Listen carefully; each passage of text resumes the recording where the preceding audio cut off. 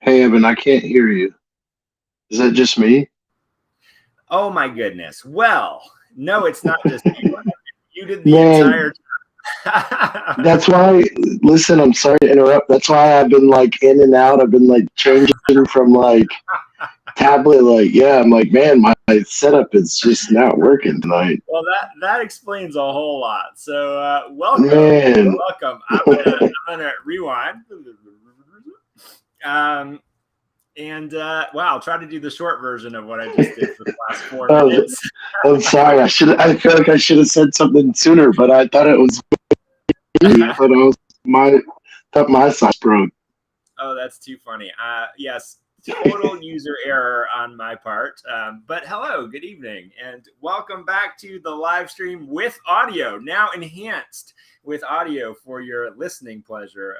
I don't know how much viewing pleasure we got until this point. So, all right, well, let's do a little quick rewind. So I'm Evan Matthews, co-founder of Macroverse, joined by Tiny Universe. Thank you, Tiny, our savior in the audio department today. Listen, And I'm going through messages. I can't believe nobody said anything. I mean, no chats, nothing. I mean, hey, I'm anyone who's still watching at this point. Thanks for hanging in there. I don't know how we'll make a note that the first 4 minutes are a silent film leading into this next epic. But the real quick recap, I think I did the long-winded recap. We'll try to do the quick version of the recap. So, co-founder of Macroverse. Macroverse is a Web3 studio, and we're currently focused on kind of the invention, the evolution, the building of the next generation of collectible digital comics.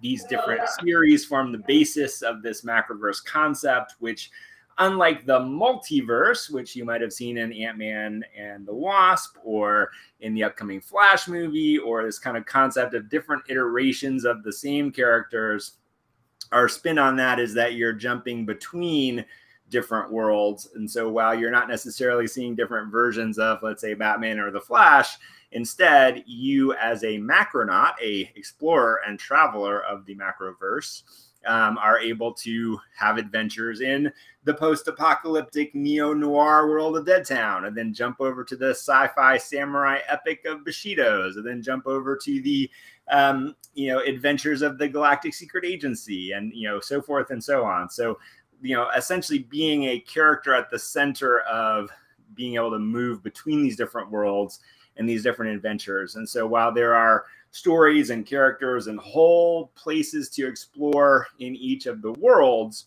this Macronauts project allows you to move between those different worlds and have adventures of your own. So there's lots of ways that we're thinking about that. Thank you, Henry. Yes, great use of audio. Appreciate that. We're learning. So basically, where we've come from, this is session number 3 of these kind of creative collaborative discussions that we're having within the Macroverse community. If you would like to join us live, like Matt just did, the link to do so is in the Macroverse Discord, which is discord.gg/Macroverse. You'll find the link right in the announcements channel. And over the last few weeks, we've been talking about initially kind of the high level concepts about Macronauts, and then diving a little more into the weeds about some of the backstory. A big part of that is the technology that allows moving between these different worlds, which we call the jump core. We had a big discussion about the origins of that. Came to, I think, a pretty unorthodox but cool general conclusion about how we want to treat that, at least initially. And then the focus for tonight is really on 2 components of where we want to head with this. So number 1, we're going to talk about character. Who are these characters? How do you think about your character?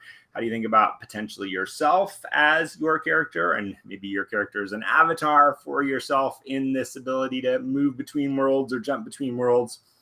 And then secondly, we're going to talk about format, because the first deliverable that we'll be creating as a community is an audio series, a audio anthology series that tells the first batch of these stories, while I work on the visual representation of the characters as what will ultimately become a NFT collection that we can all participate in. So lots happening as we move in that direction. But Matt, how are you this evening? If you're able to talk. I'm doing all right. I can talk in between bites. I'm finally sitting down to have a little bit of dinner. Talking in between bites is good. I've raised my standing desk this evening, so I'm moving around a little bit. You can definitely partake in some food at the same time. But appreciate you jumping in and being here. And Rommel, how are you? And Rusted Throat, how are you? Good. So glad you guys could jump in. GMGN good something. How's it going? How's it going? Good. How are you guys doing? Not too bad. So we're talking characters today, right?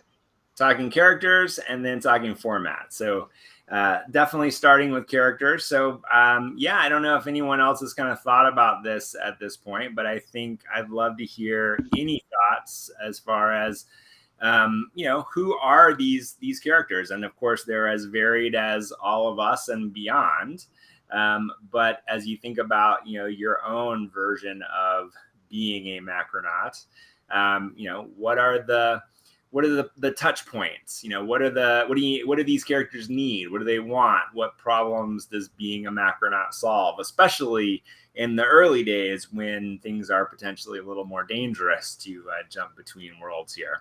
What kind of attitude is required to be someone that, wants to go on these adventures? So any thoughts from anyone here, I would love. Can I jump in? Please. I've been waiting for this. I've got so obviously personal. It's coming how I see the character, this specific one, right? Early days, so one of the first going through. So in my head, extreme personality, right? You need to have a death wish, or you need to be some explorer, big extremes. And then as it gets more adapted and more people can use the technology, the tendencies also kind of even out.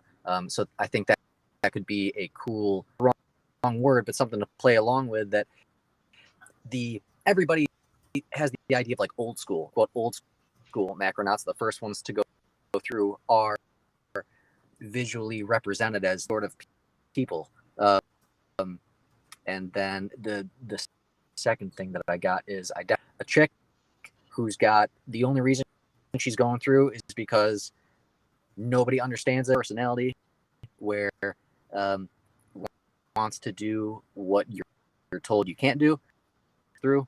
And I want to use a world that I made for the Bushido's anthology, the rat bikers, that world and the things that they get into. But for me, the crazy one-off thing, we don't need to build a story and have like a whole world and all these things developed for these characters, because these one things or these single adventures. So I mean, honestly, I don't think it has to be any physics or laws or anything that we have right now. We can kind of create it as it goes. Getting off the soapbox.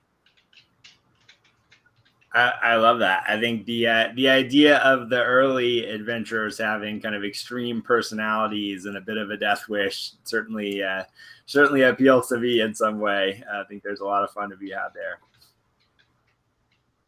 And then I also think, something I have been thinking about as well is like the difference between just generation 1 and generation 2 from a tech perspective, whatever way you want to think about it, kind of early adopters into more mainstream adoption. We're all kind of in the throes of some part of that cycle in the whole NFT crypto world. So I think there's some interesting things to kind of look at and think about as how, as one lens through which to kind of look at some of this stuff as well. Other thoughts? Let's see. Can you guys hear me? Yeah. All right, cool. So when I think about it, and I guess I'm starting to see a theme, but like Grant Morrison has a quote in his book Super Gods, and it's like, you know, um, we tell our children that they're trapped like rats on a doomed, bankrupt, gangster-haunted planet with dwindling resources and nothing to look forward to but rising sea levels and an imminent mass extinction. Then raise a disapproving eyebrow in response when they dress in black and gorge themselves.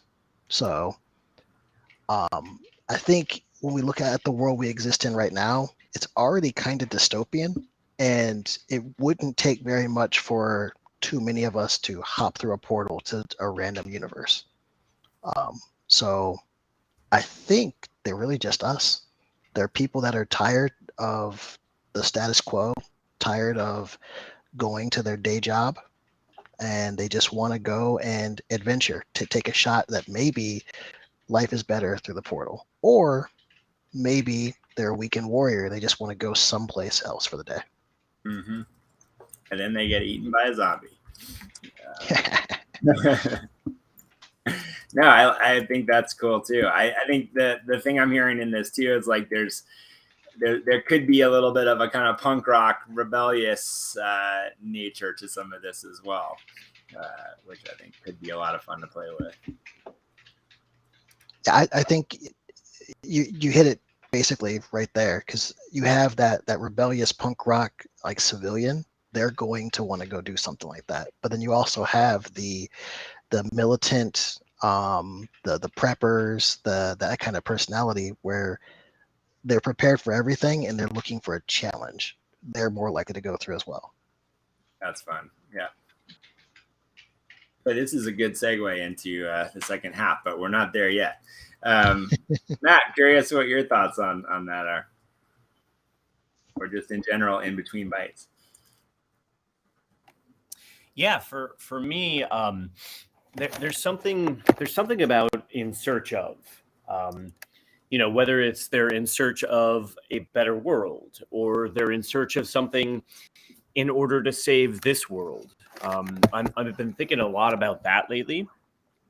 Sort of building off of the story I had written last week.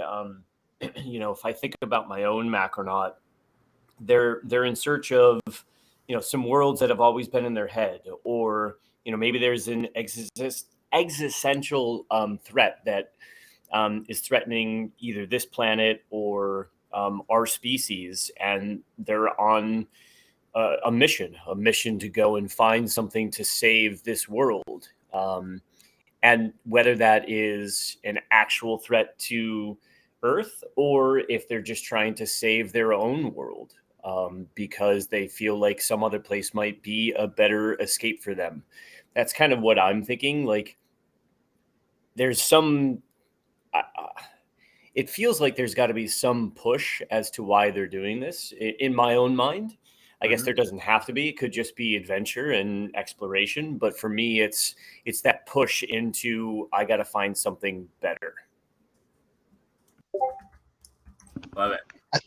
I think the weird response to that is because we live in a society that is driven by capitalism and money and the whole corporatocracy and everything, resources. Humans love to chase resources and land. So it is highly likely that a corporation would go, you know what, we should go through and try to find as many of X resources as we can bring back to sell. What I love about this is like all of those different points of view, and I want to hear Tiny's as well. Like, I can already start to see, kind of narrative building blocks in each of those, and it's kind of exactly what I was hoping would happen here. Is that the story of the altruistic Macronaut that is trying to find something that saves the world here, out there somewhere, put up against the nihilistic weekend warrior put up against the, high school misfit who just wants to be in a different place and, maybe chooses to go through a portal into the who knows where instead of committing suicide, put up against the, corporate raiders. Like, I think that starts to suggest a really great collection of different stories and characters and points of view. That's exactly what I want out of this kind of an anthology series. So I'd say we're 100% on the right track. Tiny, talk to me about your thinking here. Well, so like, I mean, I think I love all of it. And again, like, I guess I still see things on just such a broad range. And I still, I guess I just look at things like I guess I'm seeing it more like from like how you started, like from my own perspective, like from, I guess, out of me being a Macronaut. And I don't necessarily, at this point, see myself like on a mission or trying to save. Like, I feel like it's almost more like experimental and like, let's see what happens when I jump through this door. And almost maybe like when I get into that other, universe or whatever it may be, like maybe then there's a mission that starts. Like maybe I meet somebody and like I, like can't go on if I don't help them, like I just feel like that's what my purpose is, like I don't know. So then maybe let's say, for example, this is a collab with another project. Maybe now, like, my mission is actually like the core of their lore. Like I don't know. Like I just see so many, again, like so many opportunities. Like I can't say that those aren't super cool. Like I think those are all super cool. But I keep thinking in my head, like, how can I work this with other stories? Like I just like, I guess, see like almost every story, every episode is like a collab opportunity. Yeah, for sure.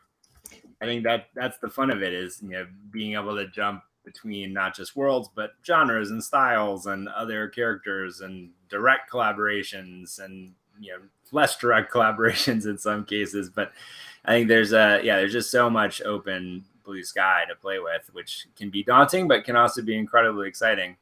The thing I heard in what you said, which I think is an interesting take as well, is the Alice in Wonderland or Wizard of Oz of it all, which is kind of stumbling into another world and then getting sucked into what that world needs and being the person that is uniquely able to solve that problem,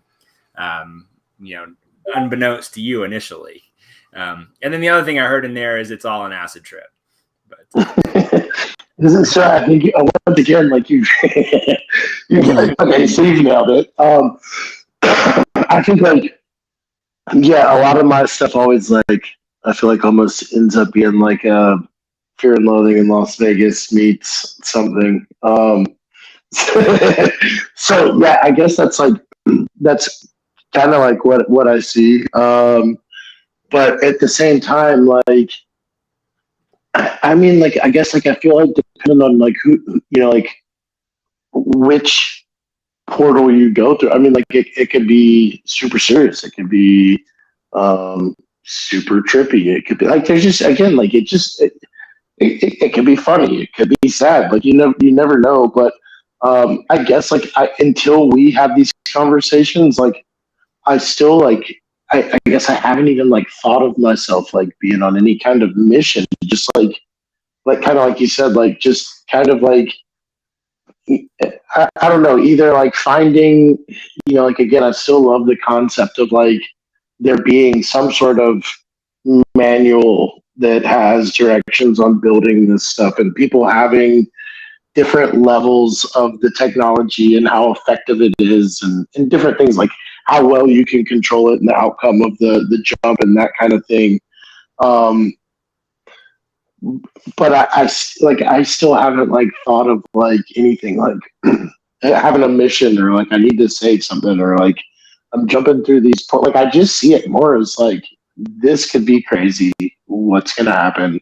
Let's build this stuff and see where we end up. And those are like, I think, where my mind is like, what, like these are going to be the fun stories. Not like, I just feel like, I guess, like if I see them being almost like GSA, like they're agents, out to, like, I guess I feel like if they have a purpose, then we're going to get the same story over and over and over again.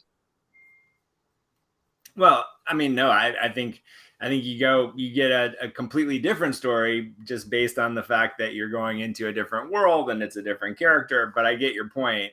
I mean, I think that the note specifically for you, just kind of knowing you a bit, is that, it's even when we think about a story where you kind of stumble into an adventure, and I think, Wizard of Oz is a good example of that, or Alice in Wonderland is a good example of that. And there's a lot of, kind of classic children's stories which kind of feel like stumbling into a world and then having this adventure, and again sort of being the necessary piece of the puzzle to solve that problem. But I think that the additional layer, which I think is good for you specifically to think about, is it feels like it's just kind of stumbling into that world, and all that is true from a kind of like A follows B follows C of the plot of the story. But we still have to get to not necessarily a specific mission that character chose to go on, but a specific want that is fulfilled by the end of that story. So, very clearly, like in Wizard of Oz, Dorothy wants to have a home, and ultimately, only through having that adventure does she actually fully feel at home. Does she kind of fully feel like she's found her place in the universe, because she went and had this adventure in Oz. So she never asked to go on an adventure, but she was the missing piece that the adventure needed, and that adventure was the missing piece that she needed. So I think that's the kind of extra layer to kind of put on top of the thinking there as we figure out what that acid trip story is going to be for you. Hey, Eben, there's one other angle that I was thinking about it as well. Yeah. And, for me, a lot of my stories have this thread of hope in it, and, characters are genuinely out to either do things for others or save the world or whatever it might be. But one other angle that I was thinking about was, maybe the Macronauts just have a god complex, and they want to go to all of these other worlds and rule over them. Take control of them and enslave the populations and species that are there. So that's the other angle that's been intriguing to me. Interesting. All right, I like this is the Superman and Lex Luthor coming out at the same time. I like both. As a side note, I think it's pretty clear that the collection should have a child option, because a lot of stories of children going through portals, both good and bad. I mean, the stepmom that doesn't want to deal with the stepchild throws them in a portal. The child that wants to escape his terrible parents jumps through a portal. Middle school Tiny and I would have built a portal in his garage, and who knows where we're at right now. Shot fireworks through it. Well, just to throw it out there, if you're the kid that got thrown through the portal to be abandoned, you're also the one that's coming back to take over the world. So. Oh, that was the first thought. I was like, holy crap! What kind of terrible parents are throwing children through portals? Like, man, I guess maybe that we've already skipped time out here or something. But I said, be quiet. Every villain's got an origin story, right? Eating vegetables, or you're going back in the portal. I mean, I feel like there's some version of that I probably said before. Yes, I like it. Well, this is awesome. I love how these conversations come together. So, taking a detour into the collection for a minute, I am just starting to figure out and noodle around on like what I think the actual look of this is. I kind of have a sense of what the style of it is, because for better or worse, it's my style. So but I think that I have a couple of ideas around doing something unique around the type of PFP that it is, the way that a couple of mechanics that we might integrate into it. So more to come on that part, but I think it is, based on what we talked about tonight, feels like a very good segue into, what kinds of gear or traits or, little extra elements do you want to see in your Macronauts as options to take on these adventures or to just happen to have as you get sucked into these adventures? Give me some favorite ideas or some initial things that we want to get in there. Say that again. I think we need a fanny pack. Fanny pack, yeah, for sure. I don't know if we're going to see a fanny in this initial incarnation, but we can still have a fanny pack.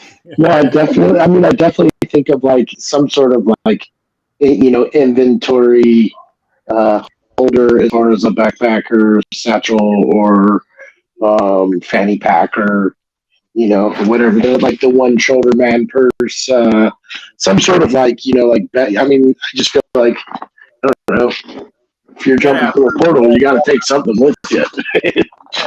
Crossbody We're bag. going to wish you had. What's that? Like a crossbody bag type thing. Mm-hmm. Yeah, basically. I think one interesting thing would be toys. I mean, like a toy lightsaber.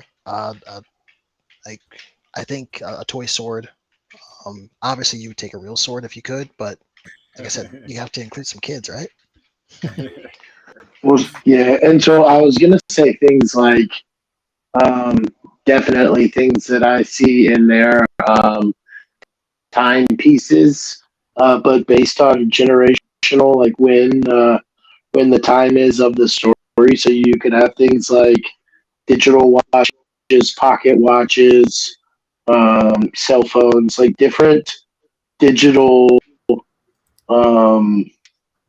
things that could have like time or direction or something. Because I definitely see like time and direction and things being affected when you go through a portal. So like maybe going through a portal and checking your watch and I don't know, time's going backwards or something. Okay. All right. Digital artifacts is interesting. The other thought that I had in that is it feels like there's a way to nod to other adventures that we may not have seen. So, what are some artifacts that you've potentially recovered or come across, or the results of previous adventures? So, and that's funny that you say that because like that's another thing that I kind of was thinking, which I guess I feel like maybe this still it's like in my mind. Like I think I'm still like really wrapped up around like Quantum Leap. But didn't he have to like? I don't know, like when he took over the body, didn't he like have a mission or something? He had something he had to do before he could like leave or something. Yeah, he had to solve a problem for the person that he jumped into. Something crazy like that. But I feel like in my mind, like I feel like maybe on like this is like the way I would see it. It's not necessarily like you have to like solve something or you have like this problem you have to fix to jump back or whatever. But like maybe like there's definitely like a hidden egg in each story where like maybe you don't have to find it, but it's bonus points if you find it and bring it back, so like there's a lot of different things that are coming back, and maybe I don't know how that could tie into like different Web3 aspects, but I definitely think like the side of like bringing things back is super cool, especially if it's different like times. And you know what I mean, like you bring something back through a portal, people are gonna be like, what the F is that? Exactly. How did you get a skull of an ant to be so big and wear it as a helmet? I don't know. Do ants have skulls? I don't think that's quite right. But anyway. I think armor, helmets. Armor, of course. Of course. One of the most interesting things is that because you're going to these places, you could bring just look at the Macroverse like catalog. Maybe you bring back a piece of a zombie ear. I don't know. A zombie ear necklace would be awesome. But yeah, I like those kind of ideas. Yeah, for sure.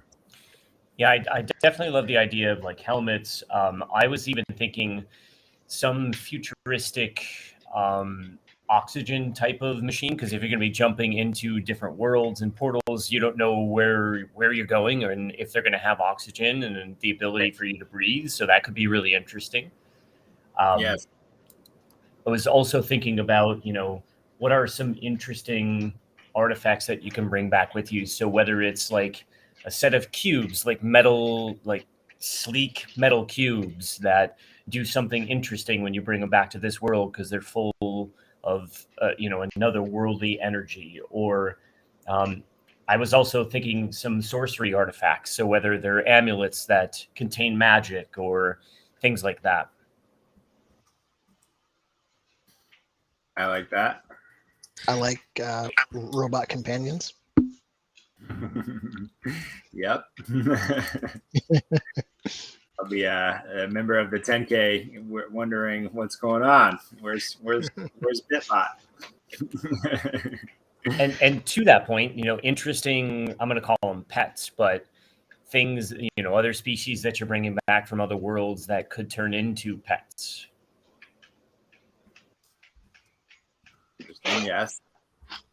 The Smurfs just minding their own business, and we pop through and just pick them up, put them in a box, take them home. Well, and so there could be things like, because again, I was thinking about like space travel and like things that I would do, like probably like sample kits and stuff. Like I don't know, like different, like maybe like little science beakers or different like chemicals, which could be used for some kind of sampling or testing, but maybe there's nothing to test, and it turns out the chemicals do something awesome somewhere else. I don't know, but I definitely see like, again, like what, like I just imagine, like I guess the way I see it is like if I'm like stuffing a bag full of stuff, like to go to some random jump, like what am I taking?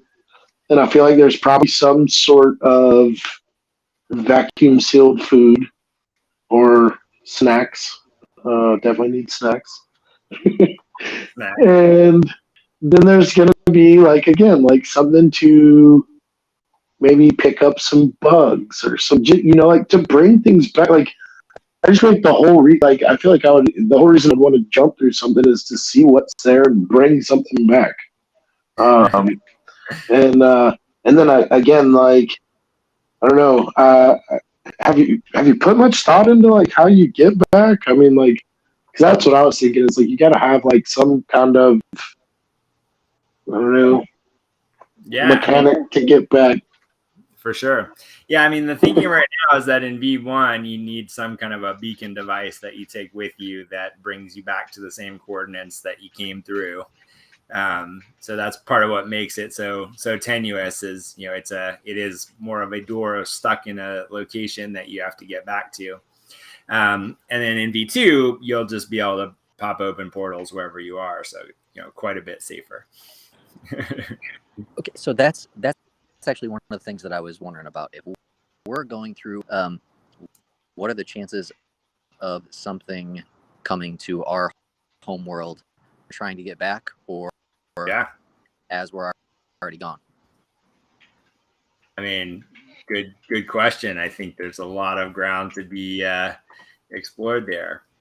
Because what happens if you bring that cute pet back and it's the apocalypse in a cute fuzzy form?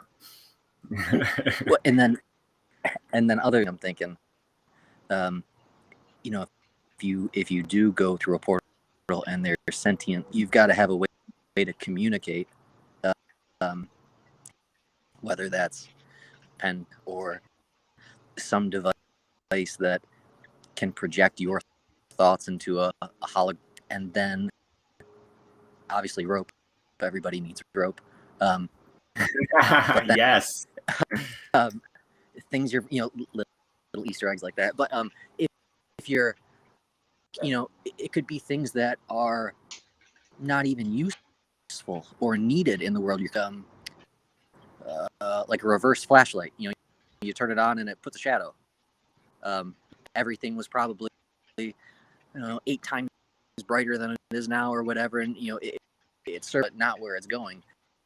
And then vice versa, if you're a planet, do you bring things to trade with, seeds, to terraform? Do you bring animals yourself, as domestic, or a threatening dog companion? Right. But then that brings up the idea of if it's another living going through the portal, and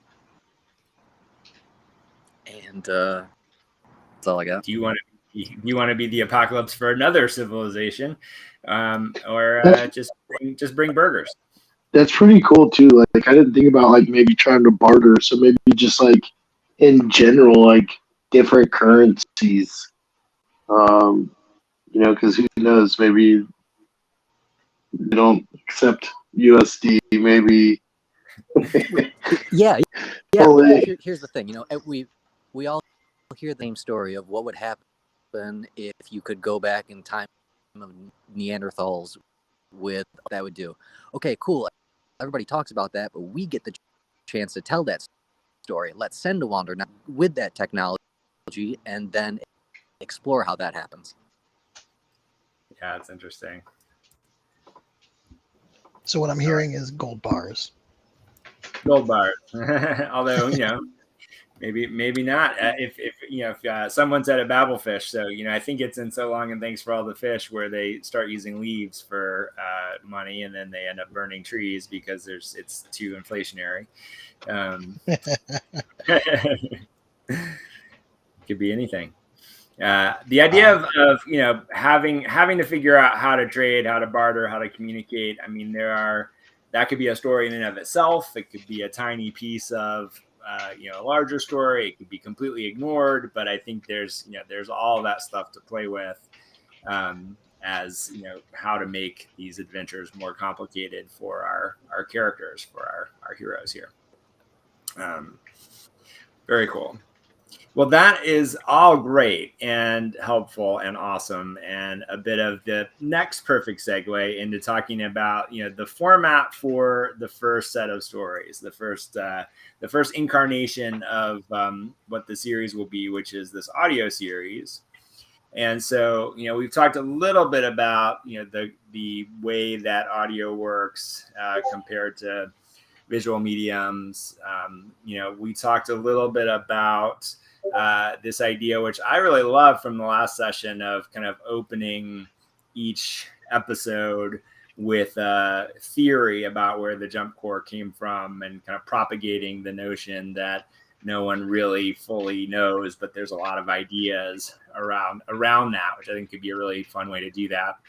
But I wanted to get your feedback and thought on a couple of different things. First, about how we want to think about structuring these episodes. So, I think when you think about an anthology, and especially something that's just going to be audio first, one thing we want to think about is how do we very quickly explain, what someone is coming into. So, Star Trek does a really great job of kind of giving you the Space, the Final Frontier speech, as you come into the show, which very quickly sets the tone for whatever that week's episode is going to be.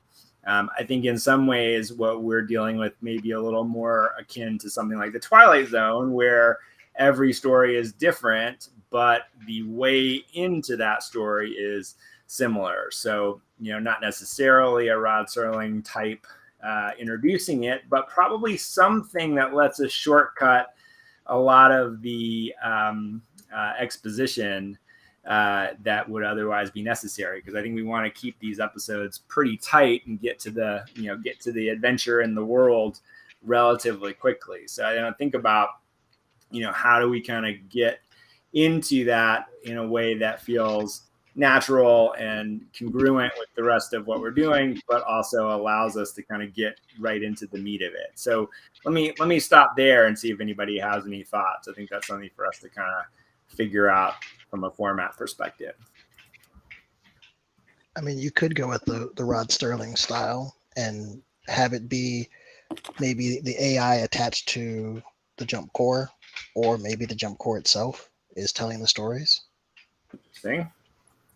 I guess from the talk last week, like I definitely love the idea with opening, and I almost see it, kind of like what is it, like not NCIS but Law and Order, like almost having like this super catchy, like that. I mean, it's just when Law and Order starts, like you know what it is, yeah. I mean, like, and it always gets straight into it. Like I mean, I feel like I totally like I guess like that's what like I love it. I think that's like so perfect, and like I mean, I can totally see each one's story. Like, I feel like it just sets it up so perfectly. I don't know. And then especially being audio, like I can totally see, like, just, like that. Again, like I said, like just finding something that just, it hits and it's starting. It's like, all right, like, let's get ready. It's starting.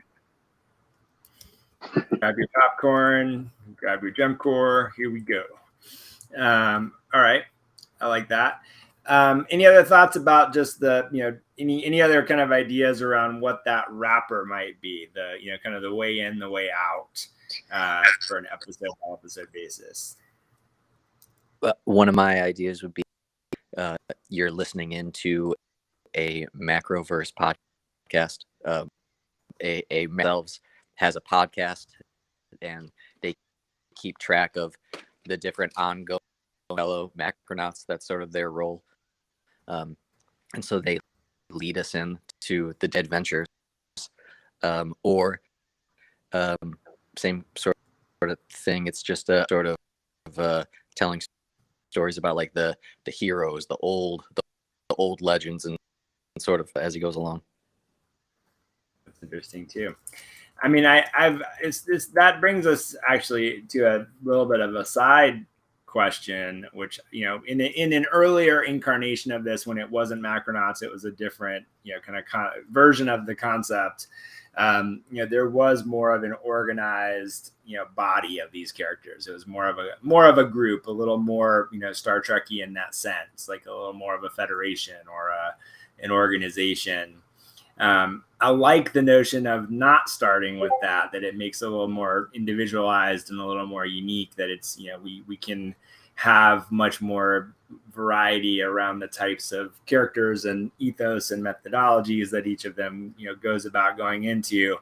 But, there could be some sort of natural organization that forms over time. And so that could be something that, could be the who tells the tales of the Macronauts kind of an idea. Maybe there's a register, if you've made it back, you register your adventure, you deliver your findings to a particular, website, or, something that becomes a record of these adventures.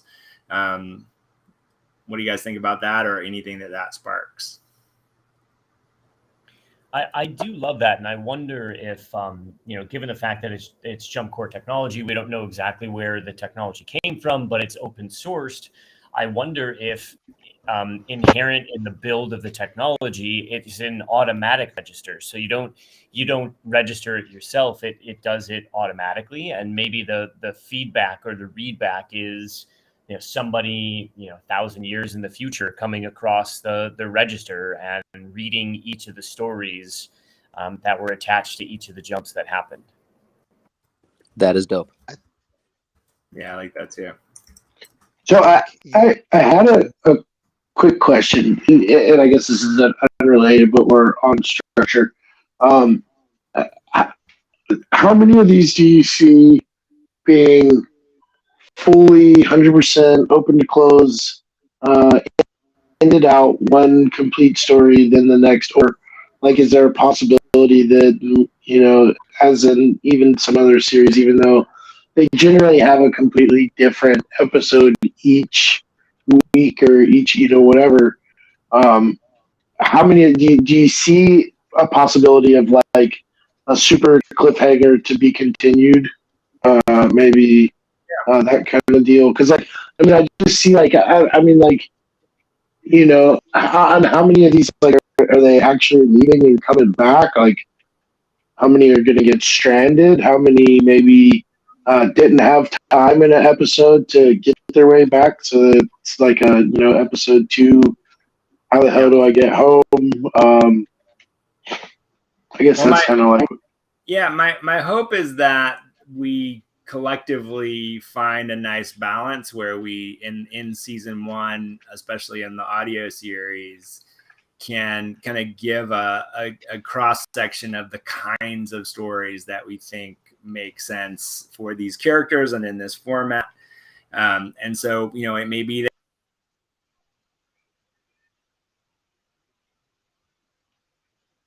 on a cliffhanger. Oh, I'm getting a connection warning. Can you guys still hear me okay? Yep. Okay. Yeah. So yeah, maybe that we very much intentionally decide that one doesn't make it back. We may want to then balance that out with one that, has a very hopeful tone, like, Matt is drawn to, and then, balance that off against one that's, the dark, agent for a particular corporation that is, just trying to find a way to bring something back that's going to, give them an edge over their competition, or, allow them to do something more nefarious. So I think the mix of episodes is something that we'll want to really be intentional about as we think about this first season in particular, really from that point of view of, what's going to give, when we look at it as a collection of episodes or a season, what's going to deliver kind of a cohesive concept, but a variety of points of view and storylines and, characters that people can all identify with.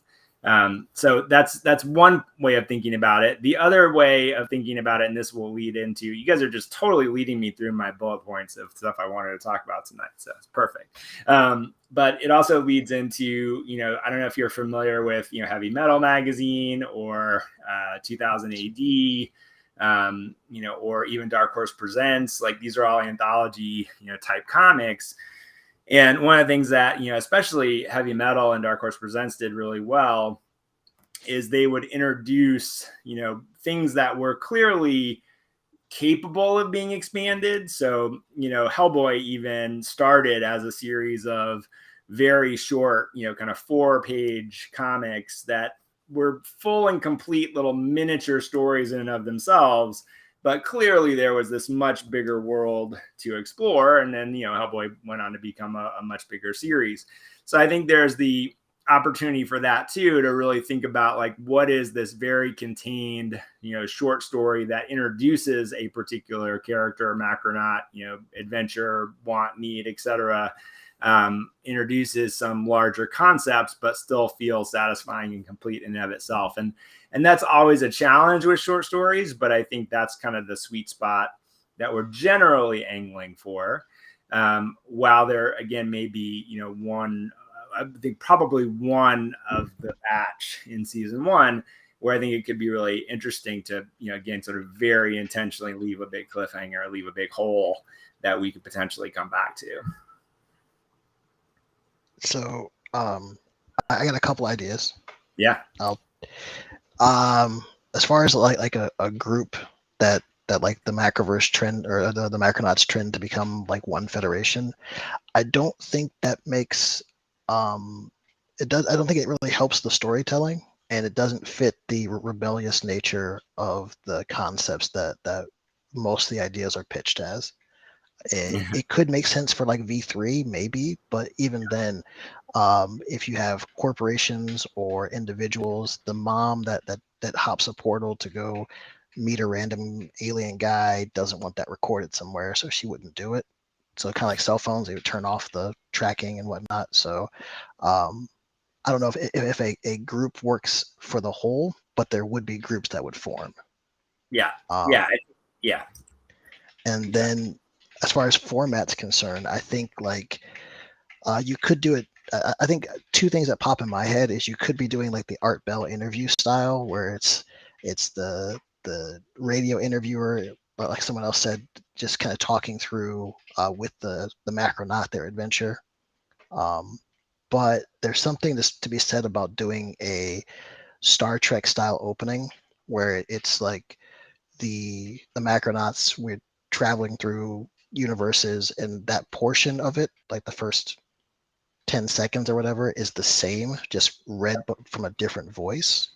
And then it goes into their thoughts of where the technology came from before dropping you in the middle of the adventure, as opposed to the running into the portal and starting the whole thing on Earth. I really like that. Yeah, I think that's cool. I think the idea of using like the same opening with a different, like the voice of each character, maybe even with a slight tweak to the tone of it based on their point of view, could be really cool, really, really fun. Yeah, I like that a lot. And then I guess the last topic inside of, or the last, kind of subtopic here is there are a bunch of different ways to kind of think about putting this together from a structure standpoint as far as how the episodes actually play out. So I think, my initial thought is that we'll want some kind of bookend for the season. So, maybe there is a two-parter. There's a, kind of an opening and a closer, for the season potentially. But then also within the structure of each episode, we've done some longer form narrative audio where, each episode is kind of in the, 20-minute range. But we've also done more kind of shorter form, which is kind of more in the kind of 5-minute episode range, where a season of a single story ends up being about 20 minutes. And there's something pretty compelling about these kind of micro episodes, at least, that's been our feeling in the past. So there's kind of two different ways we could think about this. We could have each episode of the show be a full episode. So be somewhere probably in the 10 to 20 minute range per episode. Or we could think about an anthology of anthologies where you've got maybe 3 chapters of a story in each episode. So more in the kind of heavy metal 2000 AD style where, you pick up the next episode of the Macronauts show and there's, 3 5-minute portions of what would then be a, kind of 15 to 20 minute total episode, which, then could of course be also released as a standalone. Any thoughts on that? I think there could be an argument either way, but curious what appeals to you guys. I'll go. I don't know if the smaller bite-sized stories. It feels like 5 years ago we consumed audio content at kind of like YouTube clips and even with like the clips of like Instagram and stuff we watch today, the shorts. I think either people are watching 30-second shorts or they're listening to a 30-minute podcast. I don't feel like there's a huge in between anymore. So if you go with the micro stories, 4 or 5-minute stories, all 4 of them would have to hit a certain theme and carry almost an arc from beginning to end. And I think that's harder to accomplish than just a single story that runs for 20. Yeah. Yeah, disagree with that. Anybody else's thoughts on that? I mean, I guess my thoughts are, does it have to be or can it be and? Meaning, does it have to be one or the other? Or depending on the story, depending on the week, I could see longer stories interspersed with the smaller, 5-minute 4 anthologies. So I just wonder if it's an interesting angle to do both as opposed to one or the other. Yeah, I mean, my gut feeling is that we probably don't want it to be random or to appear random, but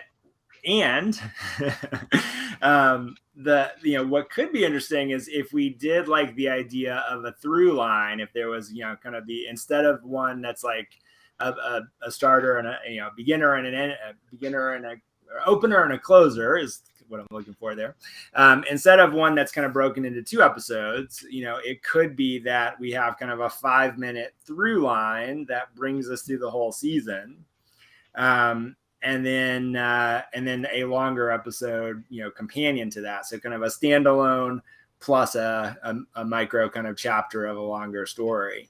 That could be interesting.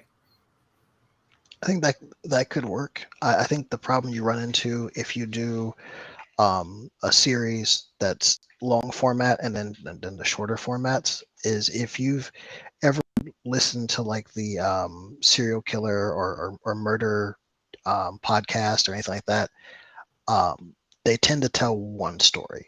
They do.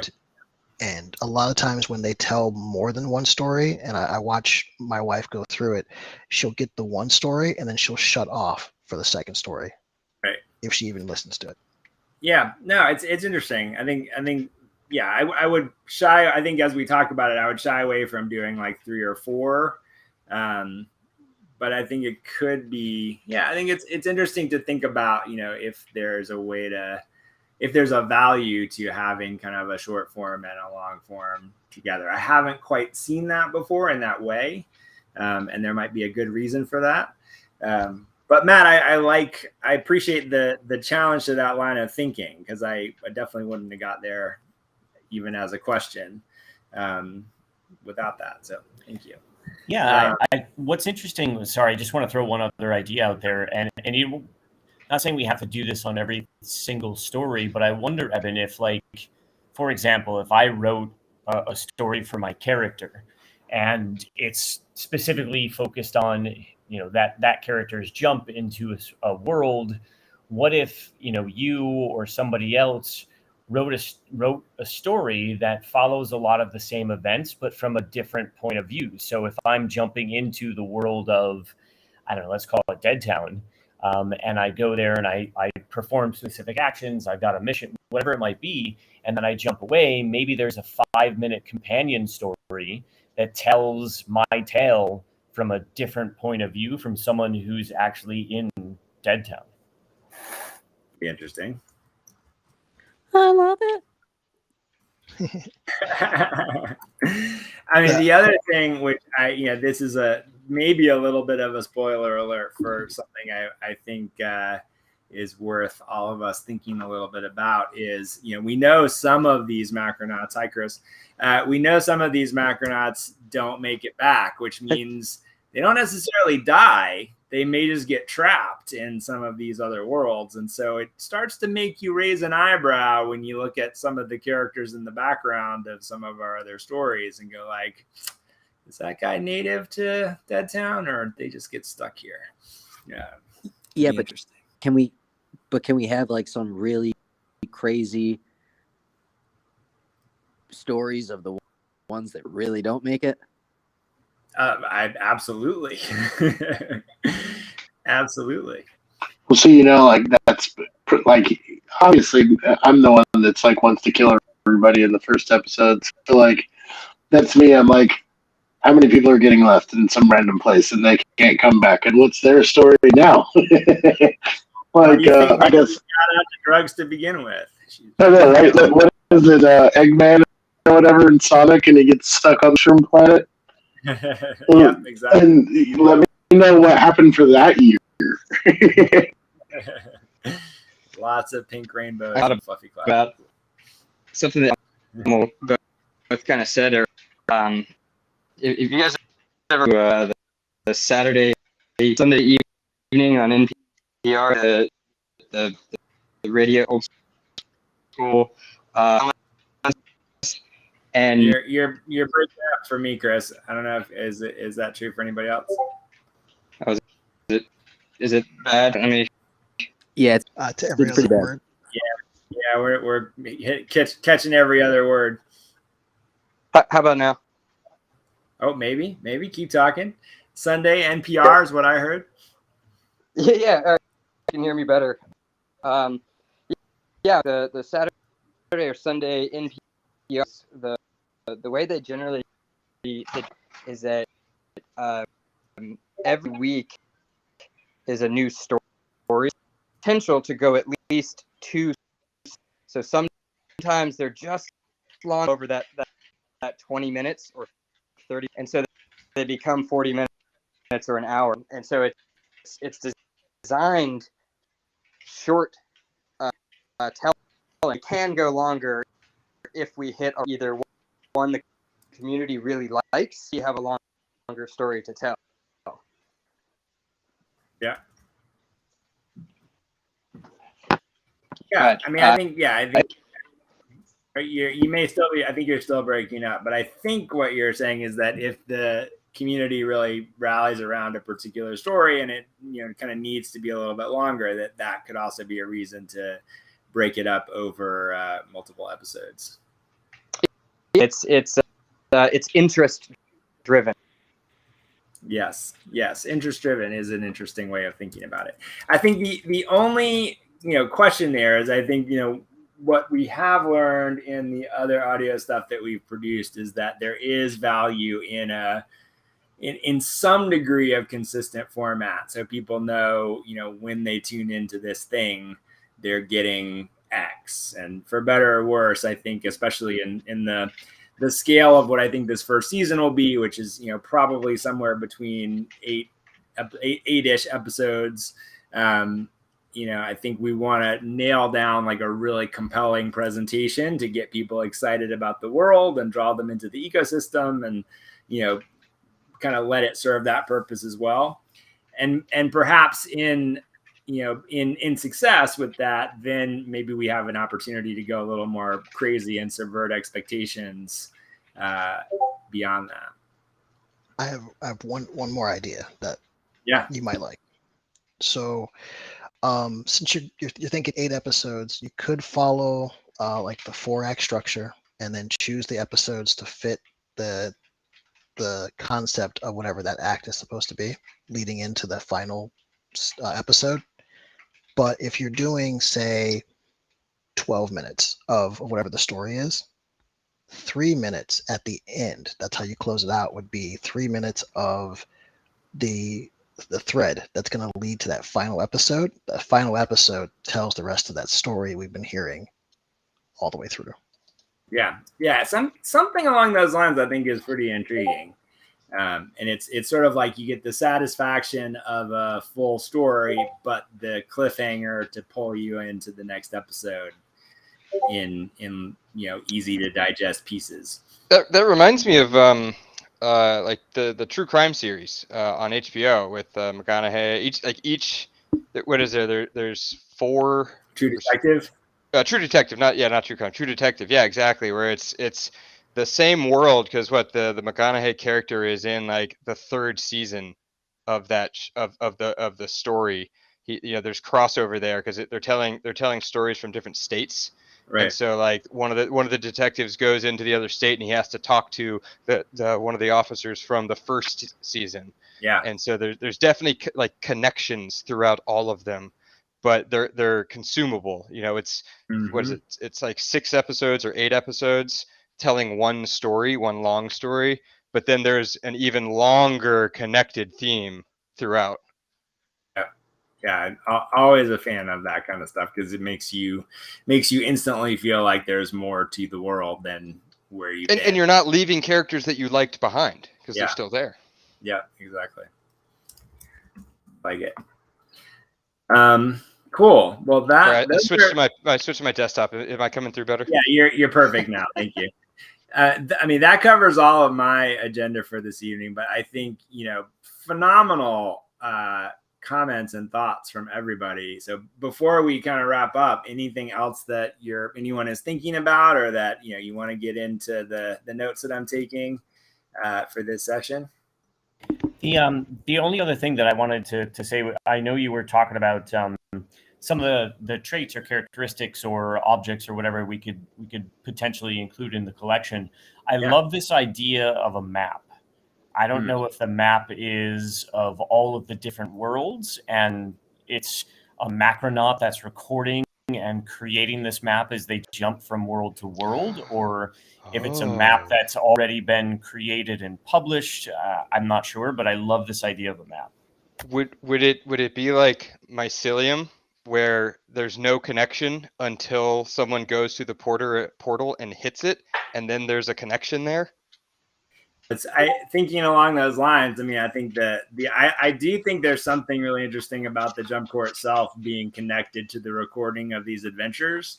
And part of that could be those coordinates. And so, I think that the idea, part of the concept in my mind of the jump between kind of the V1 technology and the V2 technology is that, there's kind of enough understanding of how this all works to even be able to create that V2 technology. And part of that could be very much, kind of mapping enough of the Macroverse, so to speak, or, getting those coordinates. Because I think it's initially you're kind of, finding a batch of coordinates and having no idea where they're going to take you. And then if you make it back alive, now you know where those coordinates take you. And so being able to have that kind of start to appear in a database that other Macronauts can use is pretty interesting. That makes sense because the character that I want to build, if you saw my chat from earlier, was like an investigator, a PI that is tracking down ne'er-do-wells that have jumped worlds, and if he just goes into a portal, there's no telling where he's going to be, so he has to be able to input. Oh, I'm going to 053, comma. You have to input where you're going if you know where that is. Right. One of the things when you were talking about gear and equipment, an interesting concept that I've enjoyed in, I don't know if you guys are video gamers, but with Valheim, you can't carry some things through the portal. It just won't let you in. So the concept of in the game, you can't take ore, like metal ore, through the portal. It just won't let, it'll open, but you can't go through it. Yeah. And so it would be like a safety mechanism that in V3 could be built in. So in V1 and V2, anything is fair game. But then as the technology advances and they get more, aware of, well, people are going through and doing some messed up stuff, and they're bringing stuff through. So it would be neat to eventually have a way to police the what goes in and out of portals. And then obviously you have the opportunity for black market portals or underworld portals that aren't policed. I like it. I mean, that actually, it's a little convenient, but it's convenient potentially in a good way that, may solve some of the why can't you just bring everything back as well. Yeah, why can't you just, send a nuclear bomb through a portal and boom, there goes a world. Right. And also I think, there's a certain amount, at least in my mind right now, there's a certain amount of groundedness. There's obviously lots of fantasy in here, but there's a certain amount of groundedness to this where it's I don't know if we want to very quickly allow for, real lightsabers and Harry Potter's wands and, all kinds of other, amazing things to ultimately kind of just end up on Earth. There's something to me that's more interesting about those things can only exist in their worlds. And if you want to have that experience, you have to go there to have that experience. Rommel brought up that point, I think last call, where with the Stargate thing, isn't that what they do is they go through and say, the big bad guy is trying to take over another world. The Stargate crew goes and stops them. So it's there's always some way, there's somebody always watching that's you can't do that. Boo, down with authority. If we don't get mohawks and earrings, I'm riding. Yeah, I think otherwise Earth becomes a mashup of all these other worlds very quickly.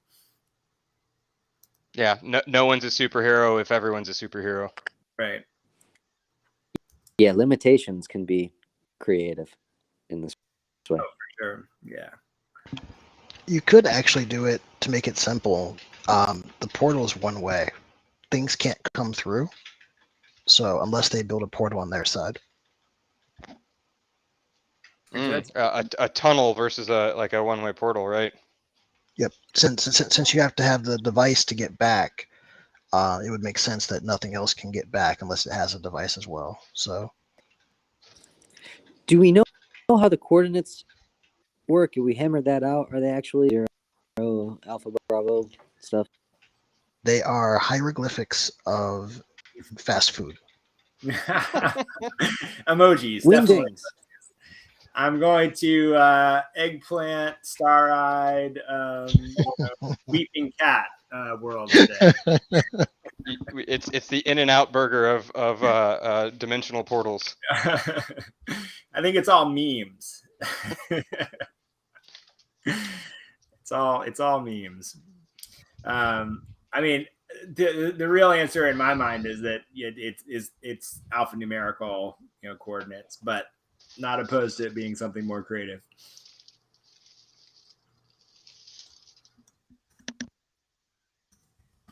Very good. Well, you guys are awesome. I absolutely love this tonight. Great thoughts, great conversation, great yes and all the way across, which I love. So I'll just I think we can wrap up there, and let me just extend again my appreciation for you all taking the time to be here. It's much appreciated. A lot of this is going to make it into what the final result of all this is.